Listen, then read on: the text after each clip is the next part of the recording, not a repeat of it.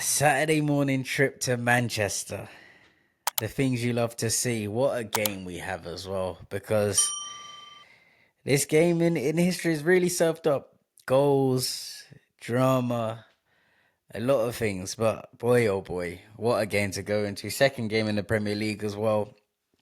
And I don't really know where it's going to go. Obviously, we're going to get into it in this video, and you guys let me know what you think as well. But Spurs take on Man City, or should I say Man City take on Spurs at 12:30 at the Etihad on Saturday afternoon. And City last week looked unbelievable, to be honest. So it's a real tough one. Honestly, going into City games, it's always so weird because I never back us to beat City because obviously every time we go there, City are always in unbelievable form. Obviously, last season, same thing. We weren't in the greatest form. They weren't in the greatest form. But I remember I was actually at that game. Rodri was presented with a Ballon d'Or. I think Haaland had just signed a new contract. So everything was stacked up against us. And we absolutely smoked them 4-0. James Maddison had the game of, arguably, probably the game of his Spurs career, to be honest, scoring 2 goals. Pedro Porro scored, and I think it was Brennan Johnson that got the fourth, actually. Um, yeah, I'm not expecting a 4-0 victory, but obviously I'll take it. But yeah, just saying, every time we play City, I always expect us to get beaten, and somehow we just pull out of the bag. So obviously, yes, I'm not going to say we're City's bogey team because City can turn up against anyone, but every time we play City, somehow we manage to pull it out of the bag. And Thomas Frank is also a manager that has done quite well at the Etihad as well. Obviously, I know he's got a few wins over there with his Brentford side, and let's be honest, Brentford have no business in going to get anything from Man City. But I guess obviously what we saw in the PSG game and obviously into the Burnley game, that we know he's going to have a plan to set up. And I don't know. I think maybe we might see something similar to the PSG game. Whether he's going to go over three at the back, I'm not sure. I'm done guessing with the starting lineups because let's be honest, I'm not going to get it right. But maybe he goes at the three at back, tries set up similar to the way we set up at PSG. Obviously, yes, I know City do like to press, but they're nowhere near as press heavy as PSG are. Obviously, with Haaland up front, he's not doing the heavy lifting of the likes of a Dembele would.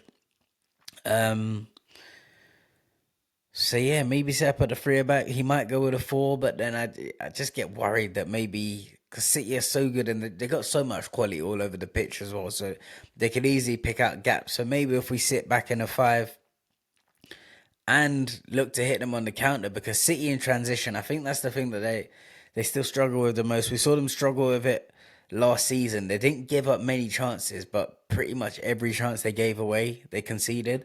So it could be one of them ones again that we just look to sit deep. Obviously, City are going to have more of the ball. They're at home. They're obviously the more ball dominant team. They've got way more quality on the pitch than us. So maybe that is the way they're set up. But I don't know. The team just scares me. I think Rodri might be. I'm actually filming this on Thursday because, shock, I'm not actually around this weekend again. So I don't know anything about team news. Whether I know Rodri was very close to being back. So if he's back, I'm guessing he's going to be on the bench because you probably wouldn't start him. Um, but they still got Reijnders, Bernardo Silva.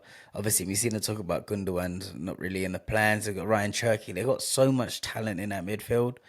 So I'm expecting the likes of Paulinho, Bentancur, probably a Papsar once again because of his running power to come back into that midfield, whether it be a 2-3-1 as in or the 3-2 in terms of the back five. But yeah, I'm expecting probably them three in midfield, but I don't know. In terms of our team, I don't think we've got any new injuries. Obviously, as I said, press conference for Thomas Frank is tomorrow, so he will confirm all of that. But yeah, I don't know. Does he go over two up top of a Solanke and Richarlison? But then obviously Kudus. See what I mean? There's just so much options. Let me know what you guys would do. Would you bring Solanke straight in, or are you keeping Richie in the team? If we play with a two, would you go Richarlison and Kudus? Would you go Richarlison and Solanke? Would you go Solanke and Kudus? Or anyone else that I might not have even mentioned anyway? Um, Honestly, I don't even know. I really don't know about this game. I really do not know. 12:30. It's always a cheeky one. I don't know. I'm gonna go confident. Not confident. I'm gonna predict a draw. I'm gonna say probably 2-2. To be honest, I'm gonna go with Desmond because it's either we score early, maybe even 2-0 up like we did against PSG, and then exactly like the PSG game, we go 2 up. It's just the firepower they've got. They've got Haaland. I don't know if Foden's fit, but Haaland, Foden, Savinho. I don't know if he's fit. Doku. Like, honestly, their team is just absolutely ridiculous, man. So I don't really see us keeping a clean sheet against them. Of course, I'd love us to do that, but as I said, the quality in their team is just absolutely ridiculous. But I'm gonna go over 2-2. Clearly, we're not gonna have any new signings in the squad because that man that's gone to the team down the road is obviously throwing that dagger into our hearts. But I'm gonna be confident. 2-2. You take a draw at the Etihad any time of the season. Move on, get us onto. I think we've got Bournemouth next week as well. Keep Thomas Frank unbeaten. But yeah, I do think he's gonna have a nice plan. I'm interested to see what he will do. As I say, the game plan from PSG is probably something similar to what we're gonna look at, and then look to hurt them in on their break. They play with like Rico Lewis and Nori as the fullbacks, and if it's not Rico Lewis, then it's gonna be a Mateus Nunes. So obviously, Ant Nori is a very, very good attacking fullback, and Rico Lewis slash Mateus Nunes are both midfielders anyway. So there would be the parts of of their team that I'd be looking to obviously hurt the most, because let's be honest, there's going to be gaps there. So maybe you're looking at the likes of Jed Spence, Pedro Porro, maybe taking their advantage. If we're playing obviously with a free sort of like a 4-2-3-1, then you're looking at maybe a Brennan Johnson, maybe a Wilson Odegaard, definitely a Mohammed Kudus, exploiting them areas as well. And I think that's probably where we're going to get the most joy. Of course, no matter what system it is, it's going to be either set pieces or crosses into the box. So I think once again, we're going to have to make them count as well, because as I said, at City, with so much quality, you need to take your chances whilst you can. You can't afford to be squandering too many. So yeah, on the back of that, I'm going to say 2-2. Could be deluded, could just be thinking with my heart, but now I'm going to go with that. So you guys let me know in the comments what you think about this game. What formations would you guys set up with? Would you go with the same game plan as PSG, or would you come up with something completely different?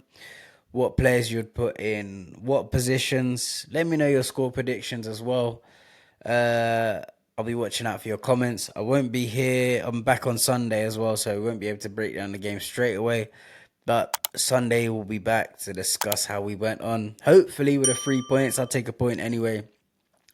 And hopefully nothing embarrassing, because that's not going to be a nice way to end the week. But yeah, please make sure you like, comment, subscribe, run it up, all of that. And we'll be back for plenty more Spurs chat. Peace and love.